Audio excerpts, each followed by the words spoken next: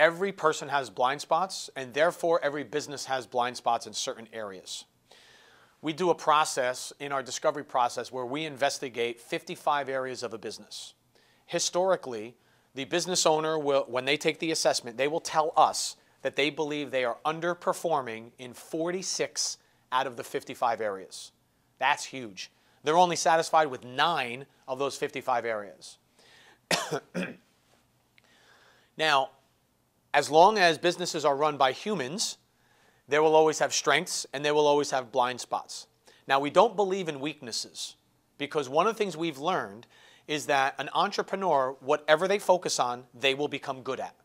So there's all this theory out there in the personal development world that says, focus on your strengths, compensate your weaknesses. And the reality is that entrepreneurs are so talented in so many areas that they can be good at whatever they want to be good at. It's just a question of focus. So we don't buy into weaknesses because, frankly, they don't really exist.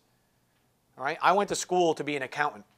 I wouldn't call it my strength, but if you put me in a room and say, Carl, your job is to be an accountant, I will be the best accountant you've ever seen. And that's the same with every entrepreneur. They can be strong at whatever they want, but they can only focus on one thing at a time.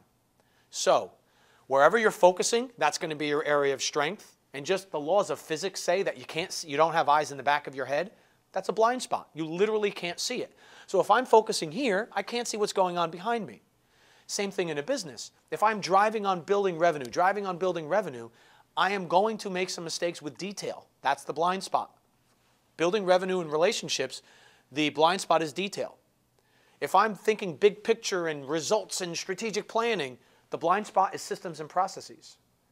If I'm looking at the big picture, I can't see the small picture. It's just natural physics. So every business has them. Now, the job isn't to make the owner into all things to all people. They can't be that. Our objective is to surround them with a team where wherever I'm blind, you're strong. Wherever you're blind, I'm strong. And I want us to be functional in our blind spot so I can recognize what a good strength is in that area. Meaning, if I'm a big picture person, but I'm not really a systems and process person, I have to know it well enough to know a good systems and process person. If I'm totally blind in that area, that person can steal from me. That's where the business breaks down. I mean, you've heard the story of Billy Joel, how his brother-in-law stole all his money because Billy Joel was blind in that area. He didn't even recognize what a good CFO looked like. It happened to Kareem Abdul-Jabbar. It happened, and we can go on and on and on down the list of these riches to rags stories where you say, how could that possibly happen to that person? Well, they were so blind in that area, and they never became functional, so they didn't even know it when they were being ripped off. So our job is to say, you're not weak, you're blind. But we can get you functional in that area so you can recognize what something good is when it shows up. Then focus on your strengths. We're going to build a team that is strong in all the quadrants of the business. So you have a team that every person who's in that quadrant thinks that their job isn't really work because they love it so much. And we're going to make you functional enough to know when that person shows up that that's the right candidate. And we have a whole system to show you how you know you're hiring the right person and you've surrounded yourself with the right team.